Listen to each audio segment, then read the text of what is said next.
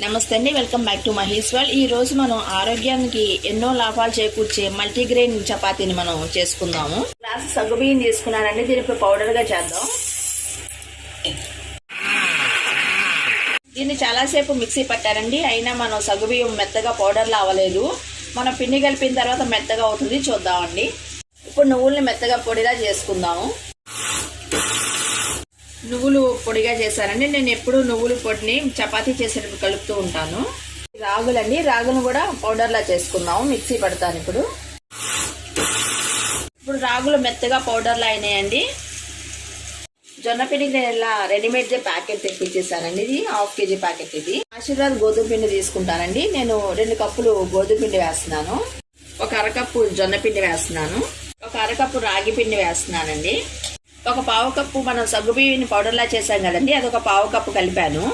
నువ్వులు 4 స్పూన్లు నువ్వుల పౌడర్ వేస్తున్నాను. టేస్ట్కి సరిపోను కొంచెం 1 స్పూన్ వరకు సాల్ట్ వేస్తున్నానండి. ఇప్పుడు మొత్తం పిండిలన్నీ కలిసేట్టుగా మనం బాగా కలపాలి. కొంచెం కొంచెంగా మనం నీళ్లు వేస్తూ చపాతీకి పిండి కలిపించుకోవాలి. కొంచెం ఆయిల్ వేసి మనం దాన్ని పైనంతా కలిపి ఉంచితే ఆరిపోకుండా అట్లా ఉంటుందండి.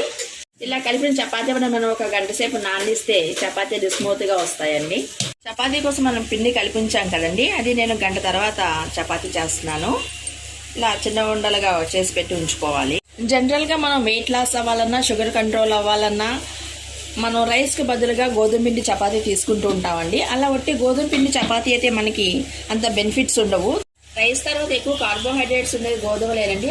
మనం ఒట్టి జొన్న రొట్టెలు చేయాలంటే అందరికీ చేత కాదండి అది చేయటం. అందుకని చెప్పేసి మనం అన్ని పోషకాలు మనకి అందాలంటే మనం ఒట్టి గోధుమ పిండి కాకుండా దానిలో జొన్న పిండి, రాగుల పిండి, నువ్వుల పిండి, అలాగే సగ్గుబియ్యం కూడా మనం వేస్ట్ చేస్తే అన్ని పోషకాలు అందుతాయండి.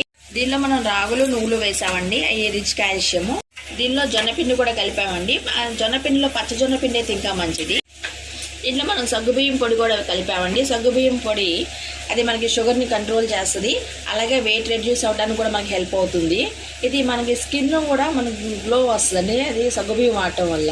సగ్గుబియ్యం చలవ చేస్తుందండి. అది కొంతమంది చపాతీ తింటే వేడి అనుకుంటారు, ఇది లేకుండా కూడా మనకి సగ్గుబియ్యం కలపడం ఒక బెనిఫిట్ అవుతుంది. ఈ పిండ్లన్నీ కలపడం వల్ల ఇది మనకి సాగటం కొంచెం కష్టంగా ఉంటుందండి. అందుకని చెప్పి మనం చిన్న చిన్న చపాతీగా చేసుకోవాలి.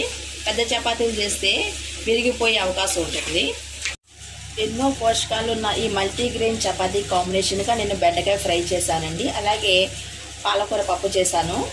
ఈ రెసిపీ మీకు నచ్చినట్లు లైక్ చేయండి, షేర్ చేయండి, సబ్స్క్రైబ్ చేసుకోండి. Thank you for watching.